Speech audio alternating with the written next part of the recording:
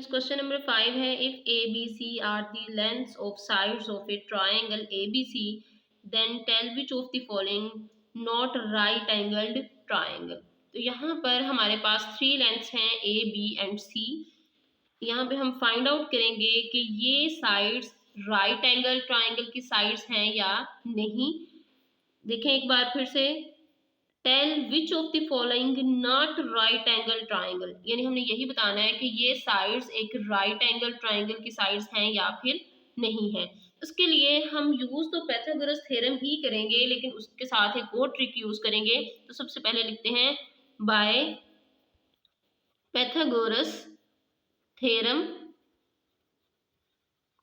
Pythagoras theorem में हमारे पास है सबसे पहले hypotenuse square is equals to base square plus altitude square.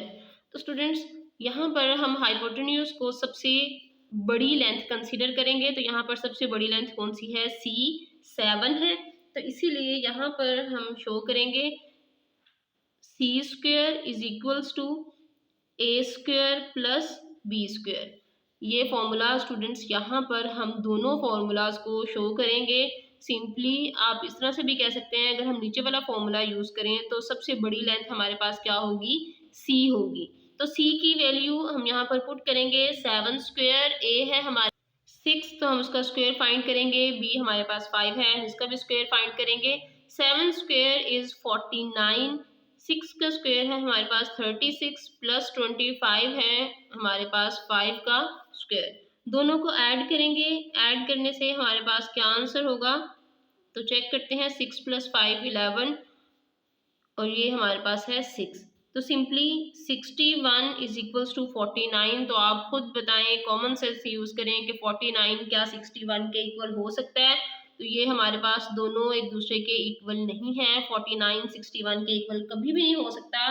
तो इसीलिए हम यहाँ पर शो करेंगे कि ये साइड्स राइट एंगल ट्राइंगल की साइड्स नहीं है।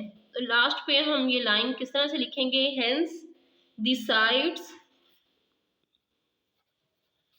A, B and C are not the lengths of right angled triangle।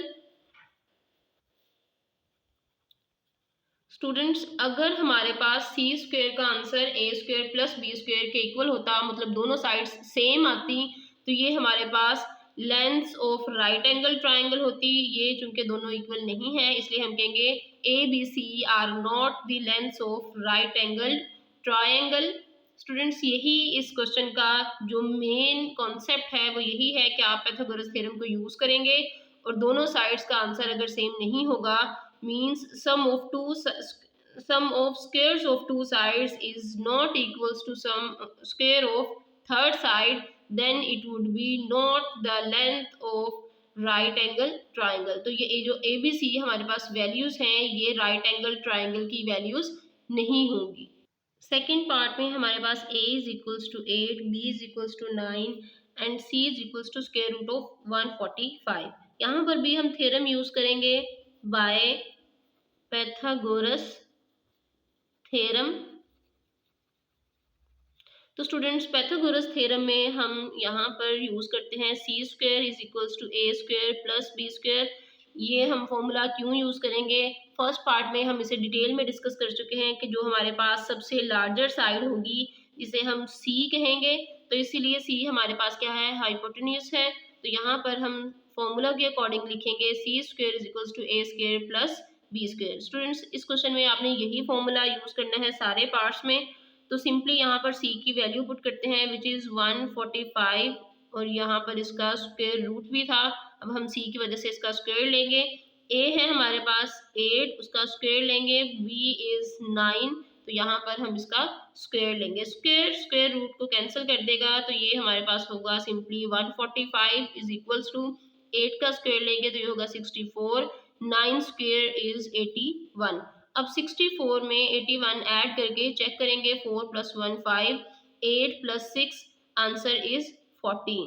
तो स्टूडेंट्स ये हमारे पास है 145 इज इक्वल्स टू 145। दोनों साइड्स बिल्कुल सेम हैं तो ये हमारे पास जो साइड्स हैं, these are the sides of right angle triangle. तो स्टूडेंट्स यहाँ पर एक बार फिर से देखें, लास्ट पार्ट में दोनों साइड्स इक्वल नहीं थी तो हमने लिखा था A B C are not the lengths of right angle triangle, लेकिन यहाँ पर दोनों साइड्स का आंसर सेम है, तो इसलिए हम लिखेंगे hence the sides A, B and C are the lengths of right angled triangle। तो स्टूडेंट्स आई होप आपको अब तक समझ आ गई होगी कि हम यहाँ पर पैथागोरस थ्योरम यूज करेंगे। जो सबसे लार्जर साइड होगी वो C है यहाँ पर, तो हम C को हाइपोटेन्यूज कंसिडर करेंगे और फॉर्मूला के अकॉर्डिंग यहाँ पर C square equals to A square plus B square use करेंगे और सिंपली इनकी वैल्यूज पुट करके दोनों साइड्स को चेक करेंगे। अगर दोनों साइड्स का आंसर सेम होगा तो हम यहाँ पर कहेंगे these are the lengths of right angle triangle, और अगर आंसर सेम नहीं होगा तो हम कहेंगे A B C are not the lengths of right angled triangle. Students third part है हमारे पास, a is equals to 12, b is equals to 5 and c is equals to 13। यहाँ पर भी हम पैथागोरस थ्योरम यूज करेंगे। सेम फॉर्मूला होगा c is equals to a square plus b square, तो c है हमारे पास 13 स्क्वायर, a है 12, यहाँ पर भी इसका स्क्वायर लेंगे, b इज 5 तो हम इसका स्क्वायर लेंगे। 13 का स्क्वायर फाइंड आउट करेंगे, ये हमारे पास किस तरह से है, 13 multiply by 13, 3 3s are 9, 3 1s are 3, cross sign, 3 1s are 3 3, 3 1s are 3 and 1 1s are 9, 9 6 and 1, तो सिंपली यहाँ पर हम लिखेंगे 169 इज इक्वल्स टू 12 स्क्वायर हमारे पास किस तरह से होगा, 12 multiply by 12, 2 2s are 4, 2 1s are 2, 2 1s are 2 and 1 1s are 1, it is 4 4 and 1, तो सिंपली यहाँ पर हम लिखेंगे 144 प्लस 5 का स्क्वायर है हमारे पास 25, दोनों को ऐड करके चेक करते हैं कि हमारे पास आंसर क्या होगा। तो स्टूडेंट्स यहीं पर हम ऐड करते हैं, 144 में 25 ऐड कर दें, 4 + 5 9, 4 + 2 6 and 1 as it is simply 169। दोनों साइड्स का आंसर चेक करें, बिल्कुल सेम है, कोई डिफरेंस नहीं है, तो इसीलिए हम लास्ट पे लिखेंगे hence the sides A, B and C are the lengths of right angled triangle।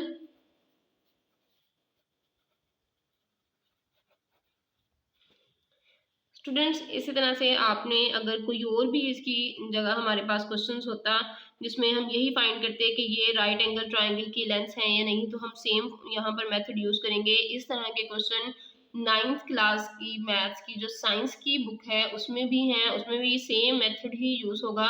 तो आपके लिए इस बुक में ये सारी चीज़ें क्यों हैं, ताकि आप यहाँ पर अच्छे तरीके से उसे सीख सकें, फिर नेक्स्ट क्लासेस में उन्हें यूज़ करें। इस तरह से आपको ज़्यादा कन्फ्यूजन नहीं होगी। अगर आप इस क्लास में अपने कॉन्सेप्ट्स क्लियर कर लेंगे तो उस क्लास में 9th में, प्री 9th में बेसिकली मैथ्स काफ़ी टफ हो जाता है, उसमें बहुत ज़्यादा टाइप ऑफ क्वेश्चंस होते हैं, तो उसमें फिर हमें हर टाइप ऑफ क्वेश्चन को समझने के लिए बड़ी डिफ़िकल्टी होती है। तो इसके लिए ज़रूरी है कि आप यहाँ पर अपने कॉन्सेप्ट्स को क्लियर करें ताकि 9th और प्री 9th क्लास में आपको ज़्यादा डिफ़िकल्टी फेस ना करनी पड़े।